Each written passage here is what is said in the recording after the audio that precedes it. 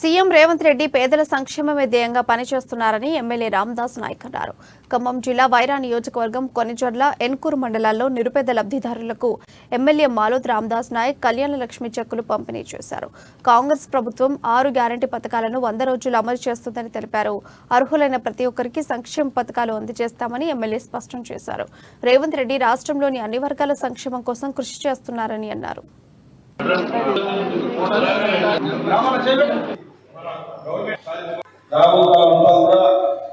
ఏదైతే సోనియా గాంధీ గారి పాటించిన ప్రకారం మీరందరూ ఆశీర్వదించి ఇందిరా రాజ్యాన్ని ఇందిరా పరిపాలన ఇచ్చారు. చాలా సంతోషం.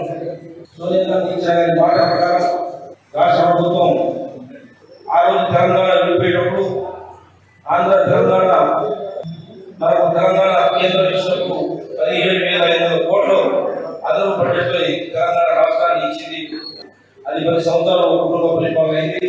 మళ్ళా మన తిరిగి కాంగ్రెస్ పార్టీకి ప్రజలు మళ్ళా మన పట్టణప్పుడు అసెంబ్లీ లెక్కలు చూస్తే 7 లక్షల కోట్ల రూపాయలు తెలంగాణ రాష్ట్రంలో అప్పుతో మనకి ఇచ్చింది. అయినా మీకు సోనియా గాంధీ గారు పాటించారు, రేవంత్ రెడ్డి గారు పాటించారు.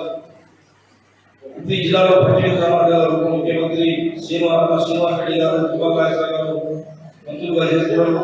మీరందరూ ఆస్వాదించి ఎమ్మెల్యేగా చేశారు. అయినా మీ అందరూ కలిసిన మాట ప్రకారం రాష్ట్ర ప్రభుత్వం మీ అందరూ కూడా మాటిపై పడి వెనక